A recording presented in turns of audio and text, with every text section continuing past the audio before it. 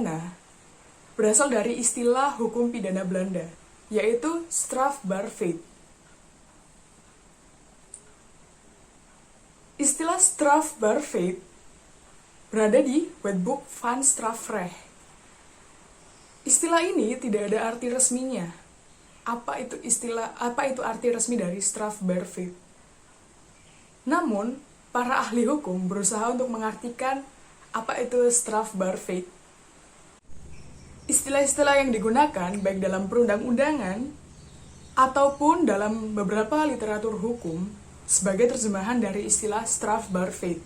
Setidaknya ada 7 istilah, namun saya akan menjelaskan beberapa saja. Yang pertama adalah tindak pidana. Dikatakan sebagai istilah resmi dalam perundang-undangan pidana Indonesia. Hampir semua perundang-undangan menggunakan istilah tindak pidana. Ahli hukum yang menggunakan istilah ini adalah Wiryono Projodikoro. Yang kedua ada peristiwa pidana. Peristiwa pidana digunakan beberapa ahli hukum. Misalnya, Mr. R. Tresna dalam bukunya yang berjudul Asas-Asas Hukum Pidana. Atau Ahmad Zainal Abidin dalam bukunya yang berjudul Hukum Pidana Pembentuk Perundang-undangan.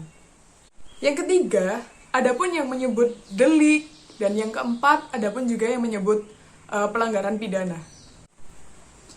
Strafbaarheid menurut Van Hemel adalah kelakuan orang yang dirumuskan dalam undang-undang dan bersifat melawan hukum yang patut dipidana dan dilakukan dengan kesalahan.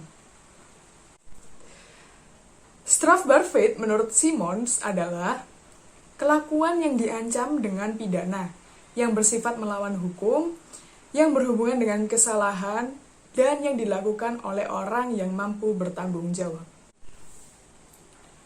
Adapun unsur-unsur tindak pidana.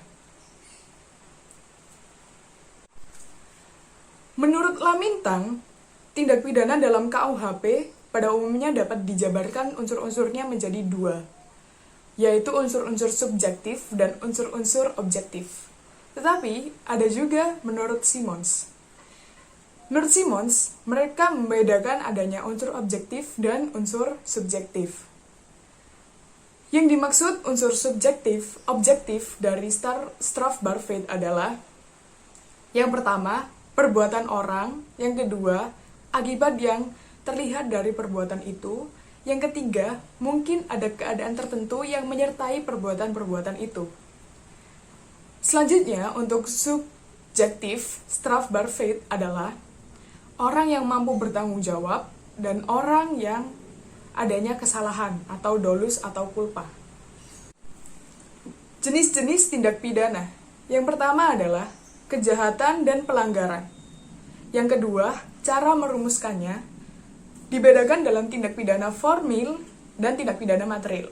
Yang ketiga, dilihat dari bentuk kesalahan, dibedakan tindak pidana sengaja dan tindak pidana tidak disengaja.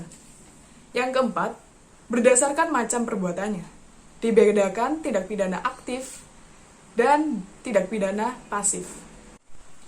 Yang kelima adalah berdasarkan perlu tidaknya perbuatan tersebut diadukan atau pengaduan dalam hal penuntutan. Yang keenam adalah dilihat dari subjek hukumnya. Dan yang ketujuh adalah berdasarkan berat ringannya ancaman pidana tersebut.